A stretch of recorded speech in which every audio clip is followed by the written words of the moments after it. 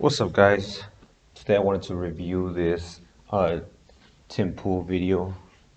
New Hampshire and Texas set presidents as they consider secession. The U.S. is falling apart is the title of this video. As soon as I saw the title, I thought it'd be interesting to watch, and I might as well give my commentary for it. Alright, so let's see what these guys are talking about over here. I don't know, man. I think we're getting to the point where they're losing the ability to control the systems the way we think they would. New Hampshire, for instance, the Free State Project. I mean, these guys are getting more and more people on board with seceding from the Union. Now, will that happen? I think it's highly unlikely. But what happens when you have the Free State Project saying, everybody come to New Hampshire, sign a pledge saying, we out? What happens when 80% of New Hampshire is like, yo, we out? And then what happens if there's like mass non-compliance with the federal government's laws? Right. The feds don't have enough people to go in and deal with, like, I think New Hampshire only has like 800,000 people in it. Not many, yeah. Yeah, do you want to check the Look it up. population? But I mean, how is the federal government going to deal with 800? Block the highways or something? Right, Like, what do you do? right. And it's not just New Hampshire; it's other. I mean, Texas. Texas has constantly pushed those buttons. I don't know. I mean, what do you think? You think Texas would ever get to that point? Yeah, I do actually. I think it'll be sooner than a lot of people think. And you're right. It's, to me, what they, like, just hypothetically speaking. Yeah, if 2/3 of Texans voted in a referendum that we want to break away, it would be difficult. Yeah, so I'll just give my thoughts real quick. Yeah, so I see the federal government trying to push for control really hard these last days, especially with this Biden administration. I think they've gone completely off the wall, trying to do mandates, trying to control everything, as far as they're trying to control the citizens themselves, and they're trying to press the governors that are not going along with the plan, So I see some governors standing up against all this madness, such as like they stated, New Hampshire, Texas a little bit, and I see Florida standing up against some of the stuff that the current administration is trying to pull off. So let's keep watching. Is the U.S. lectures the world about self-determination? What if they just start reading them the Declaration of Independence to them? And so what part of this do you not agree with anymore? And it would be important too to not have any, no violence suggested, just to say, no, we're breaking away, so that if Washington starts ordering the Air Force to bomb them, it's going to be pretty clear cut what happened. Right. So this is the thing. People often say, "Oh, the feds would never allow secession because they would send the military in," and I'm like, that would make people more like supportive of secession. Right. They would see the aggressor being the federal government going in and rounding people up. They'd see crying babies and screaming women and be like, "This is crazy!" Like, they didn't even do anything. And I think more and more people would actually it's not too similar from the American Civil War with Fort Sumter. When the fighting broke out, I think it was 7 other states that were like, "Whoa, that's crazy, we're out." And then word traveled way slower. In the era of 4th and 5th generational warfare, you got to have propaganda on your side, which means often, you want to be the victim. Right. You want to be the one getting hit. So just something real quick that I forgot to add.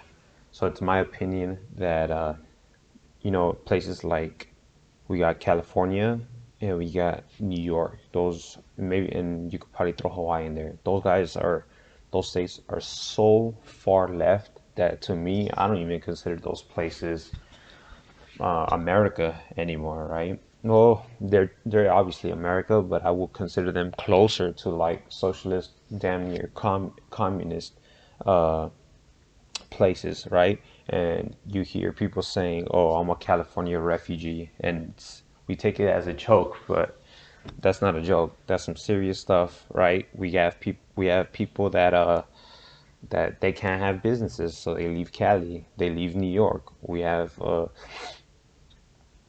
people that want to be more involved in their kids' raising and the way that they get raised. But it's my opinion, of course, that California and places like New York make that extremely difficult.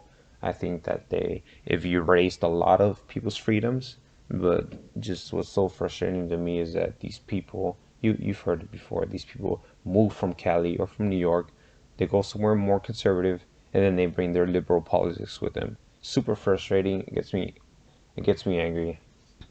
going, oh, they're attacking me, help me, and then people sympathize with you. So that's why I'm wondering, like, what would happen if New Hampshire said, we hereby secede, it's done, and the federal government says, no, you don't, and they say, don't care, not listening. Are they going to send in the feds, start collecting taxes, or what? Right. So I have been doing research on like nonviolent resistance, thing like the civil rights struggle. And just to give an example of people, they had training back in the 60s where like when they would do a sit-in and they would train the people and say, okay, the mobs are going to come and start punching and screaming and spitting at you. Don't swear at them and just sit there and take it. And then when you have taken too much, we rotate. So the guys on the inside are the circumference now and they take it. You know what I mean? And that was, so it wasn't just, oh, let's love everyone. No, it was strategic because they knew we're outnumbered. We have to win public opinion. And then enough people watching TV are like, seeing firemen, hose down marchers. And, I don't know if I'm for that. So you're right with New Hampshire again. So, and that's why right now, again, they're making this propaganda effort to talk about how the right wing threat and all these, you know what I mean? Because they want the public to believe when they're kicking in doors. Yep. It's because there's all these right wing kooks who pose a threat. Not just people who say, That's you know it. what, I want to break away and not be affiliated with Washington, D.C. anymore. Got a number here. It's 1.36 million Yeah. people in, as of 2019, 1.36 million in New Hampshire. More than I thought, yeah. I think saying we want to break away is like Just real quick to comment on what that other guy was saying. Yeah, like when it goes against the government's narrative, they will try to shut down something immediately. But when it goes with the narrative, the government doesn't care if there's violent protests. Like you guys saw the BLM protests, they were violent.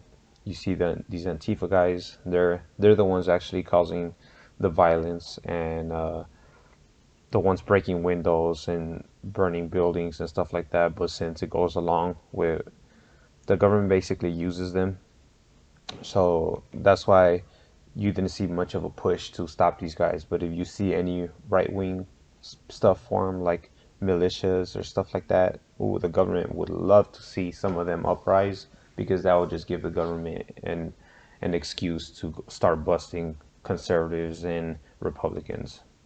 saying I'm anti that, I hate that, I'm voting against that. Rather than being against it, you want to say we're fixing this American system, and then all these people around the country will start doing it together, and that is not going to be considered anti. If you say I'm breaking away, they're going to say that's anti-American, and our people would be brainwashed, fifth generational. But if you say we're fixing this together, that's gonna tweak their minds and make them join you.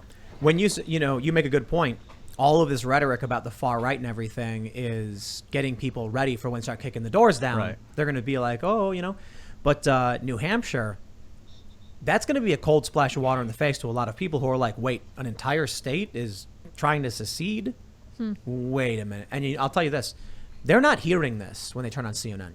So right now, I assure you, most people, like I'd be willing to bet, and I would say this, if I was looking at two options of voting, does the leftist YouTuber sphere, BreadTube, know about New Hampshire secession, or don't they? I bet they don't. I would say I will put my chip on they don't know about this, and they're not paying attention to it, and it doesn't matter to them, even though they're supposedly libertarian. Now, I think it's fair to say many of them probably do, but I think it's not part of the conversations they're having. In which case, even to those people who are supposedly like more, politically oriented, and regular people, none of them are probably seeing the stories in the news about how I think it's like up to 5 reps. I think so, Is it yeah. 5 or so? 5 was last. Yeah, it's been my personal experiences that people that lean more towards the left or more towards democratic ideologies, that they do very little research and they mostly go on what the mainstream media pushes. I've seen the same thing on the right side when it comes to, mainstream Republicans, right? But I really think that especially on the left, people are not as open to dialogue. And I usually have the live and let live philosophy, but right now the left is pushing so hard that they're not allowing that no more. Like with these jab mandates, that's too far. They're not letting you live with. They're not letting live and let live. They're actually trying to implement policies that personally affect each and every American.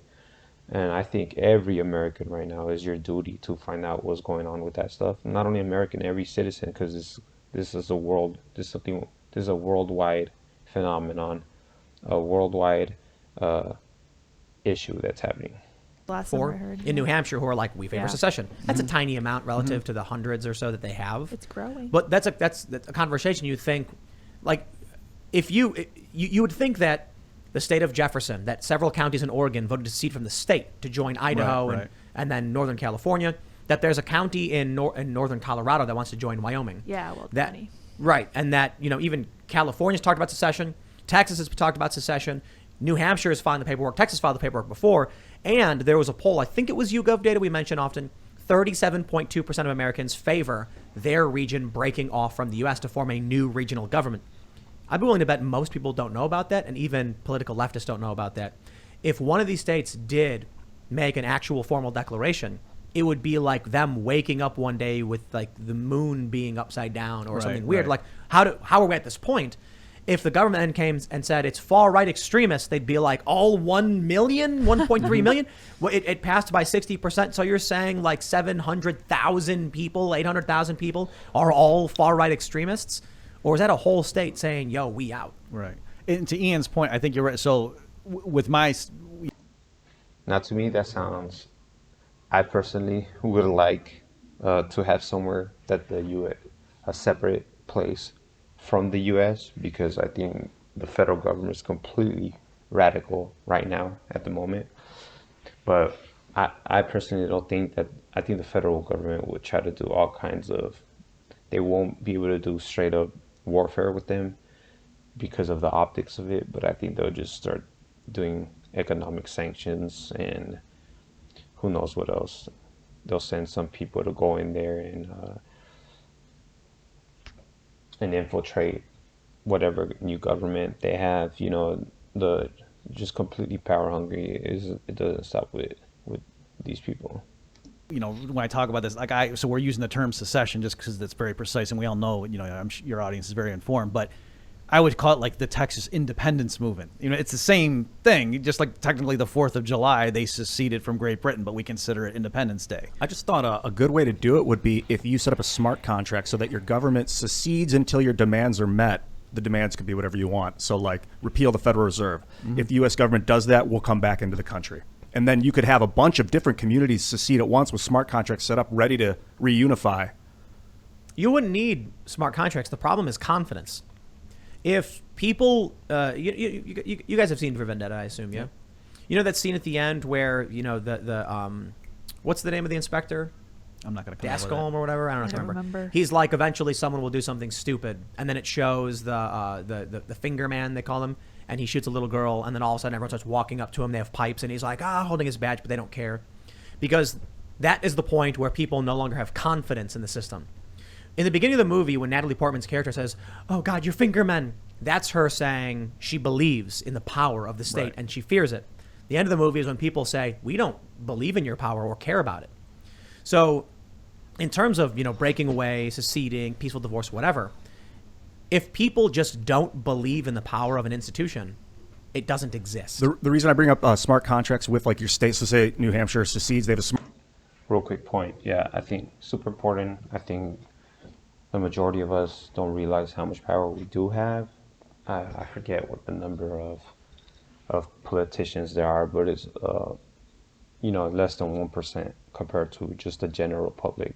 The problem is that we're all divided and we all have our group ideology. Some of us don't agree with even the American flag, so we all have different beliefs and religions and ideologies. So because of that, we're all too busy fighting, and in the meantime, these politicians are it's just a power grab. We're easier to control because we're all fighting each other. Smart contract ready to bring them back into the union when their demands are met. It's because if some power-hungry monarch came into power in New Hampshire during that process and decided, yeah, you'd repeal the Federal Reserve, but I'm not coming back now, you'd have some strongmen. So you want to automate it of trustless, basically. You can't automate the process by which the public would come to trust the government again. Yeah, it shouldn't be about trust. Well, it doesn't matter. Listen, the point is, if you have, you know, let's say you got 1.3 million people in New Hampshire, and they do a referendum on secession, and 60% say, okay, we're going to vote. So you're looking at, you know, I guess what would that be, around 600 60%, so maybe 600 to Yeah. 700,000 people, 700 or so thousand. Those people have stated with that vote, we have no confidence in the system.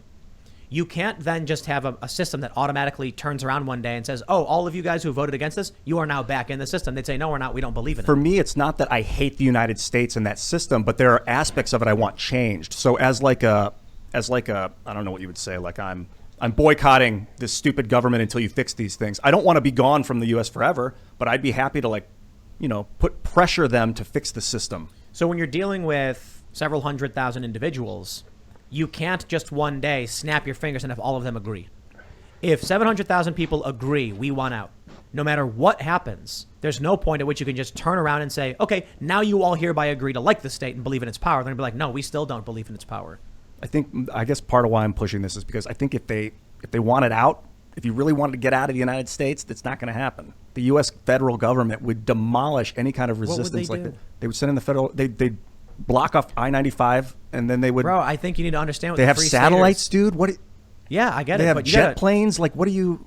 The you can't- the people who are going up to New Hampshire are not mom and pop, like soccer mom, local mid managers. These are people who want to live in the middle of nowhere and hunt for their food. These are free staters who are staunch libertarians and ANCAPs who are going up there being like, good, take it all away, get away from me. I'm going to grow my own food and get water from the ground. So if the feds came in and said, we're cutting off the supply of TVs, they'd be like, we don't care. They'd find other blocked off means. imports. If they. Yeah, so I think they're getting into all kinds of little details and stuff like that, which is why I enjoy this particular podcast. And Tim Pool, he has some really interesting perspectives. This is one of the podcasts that actually, in my opinion, are aim for discussion and the truth as opposed to just sticking to the mainstream narrative all the time. But yeah, to me, it actually sounds kind of romantic, the idea of just hunting for your food and just getting the groundwater as long as you don't have to deal with tyrannical mandates. Yeah. So I'm enjoying this discussion. So to your point, that's why in my writing about this stuff, I focused on Texas first because they've got the two oceans and they've got the border with Mexico. It would be harder, and it's huge too. It would be harder to seal them out. Whereas Florida also, there's many respects in which you might think, yeah, they should go too.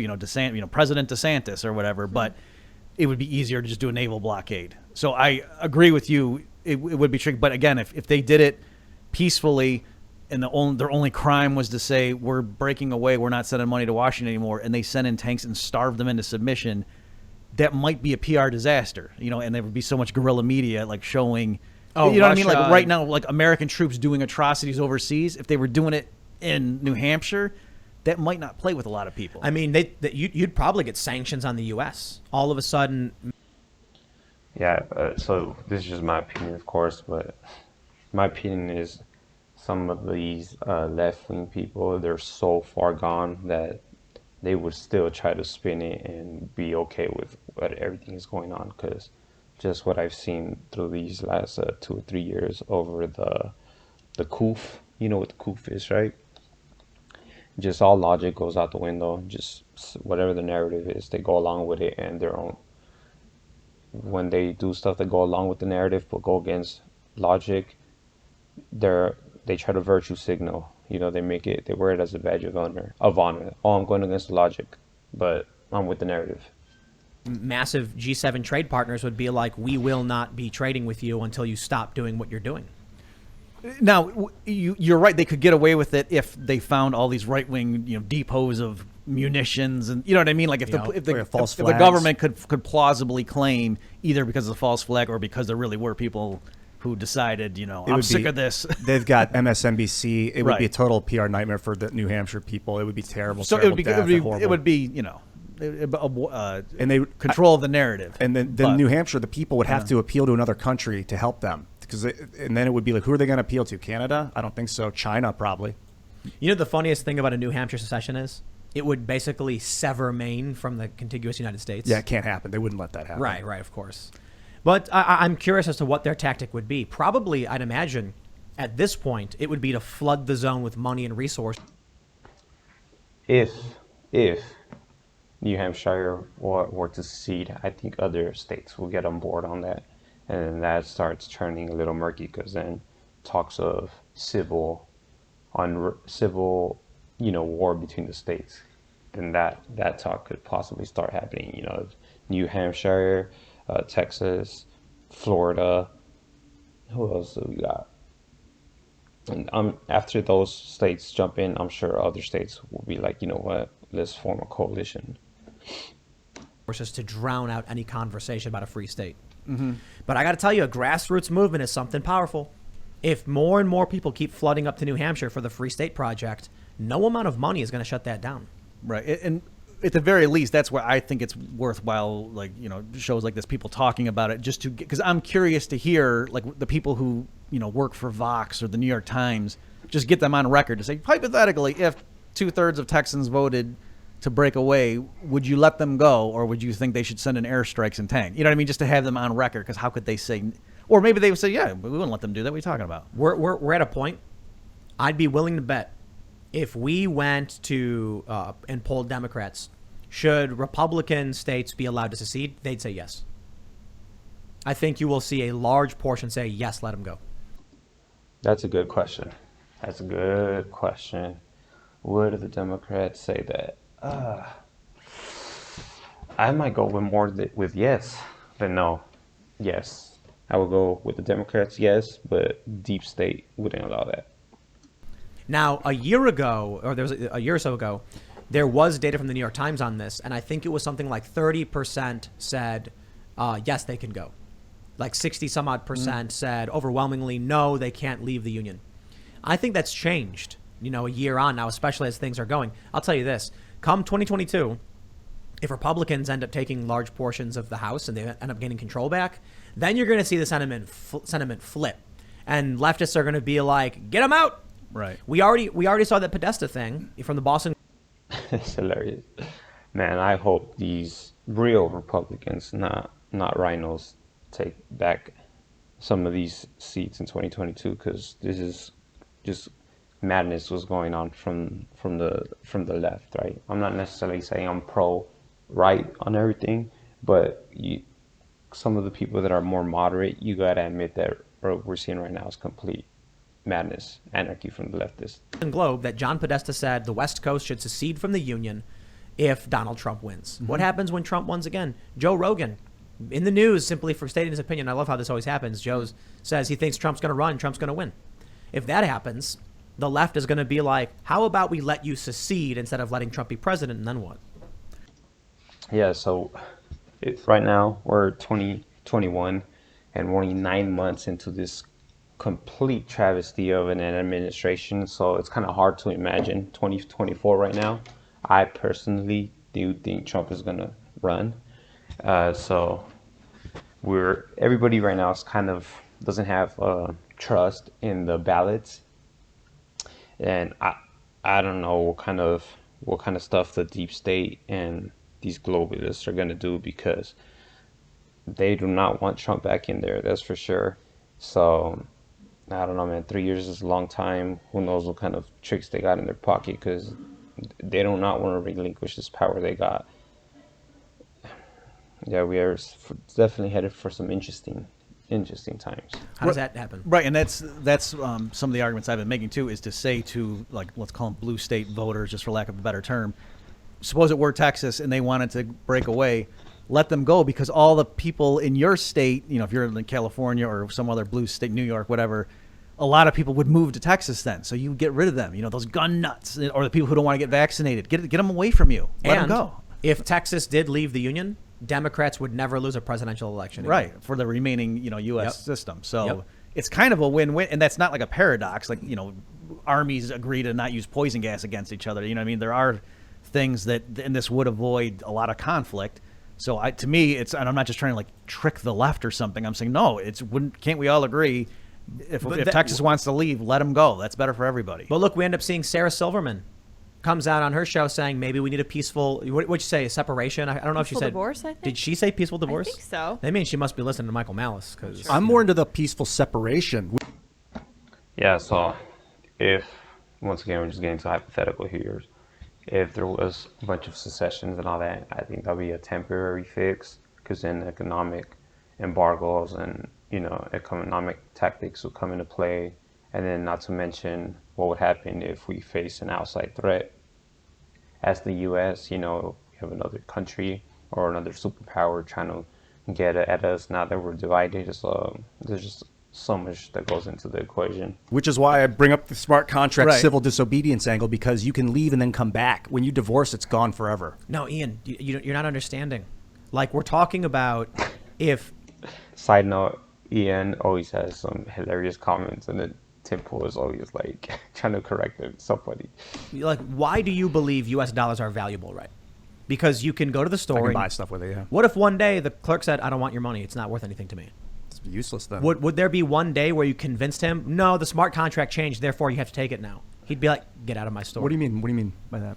Let's say you have 800,000 people all say one day, "We no longer want to accept U.S. dollars. We think it's valueless."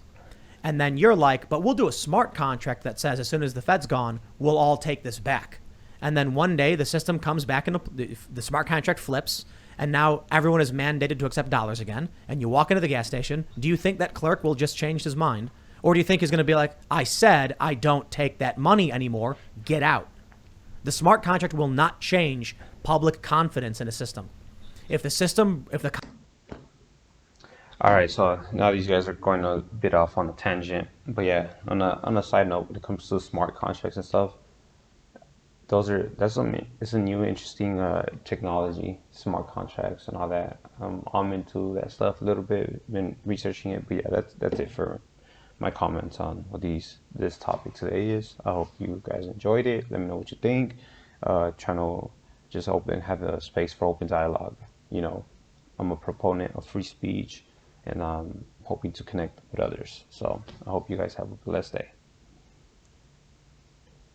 confidence